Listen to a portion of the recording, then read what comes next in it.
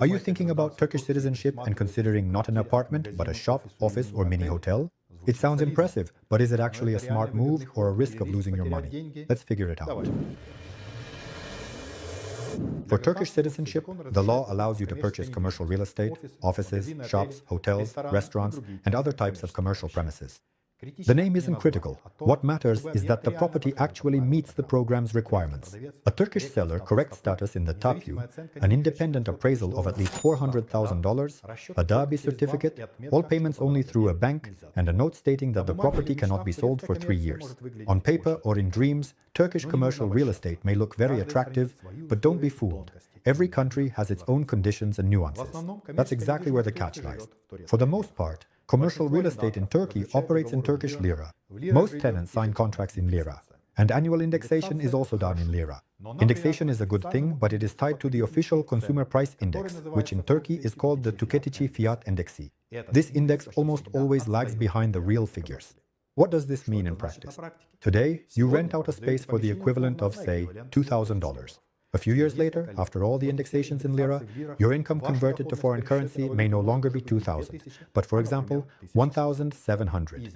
And you won't be able to change this within the framework of the current contract. There are also positive scenarios. One of them is when the tenant is a large chain and is willing to pay not a fixed rate, but a percentage of turnover, usually in the range of 2.5 to 4 or even 5%.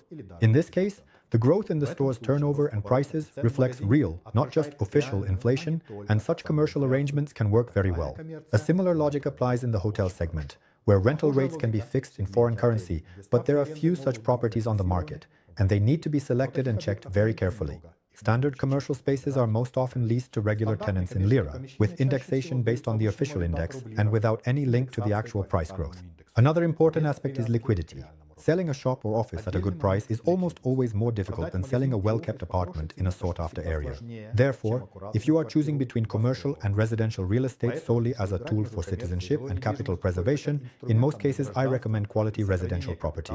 In residential properties, tenants change more frequently, giving you more opportunities to adjust the rent to the actual market situation.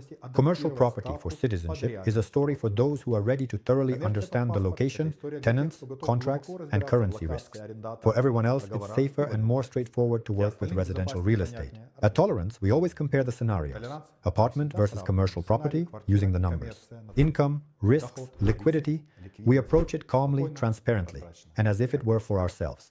If you're considering commercial real estate for Turkish citizenship and want to understand whether this will be a profitable move in your particular situation, contact us via messengers or visit our website and we'll go through the options step by step.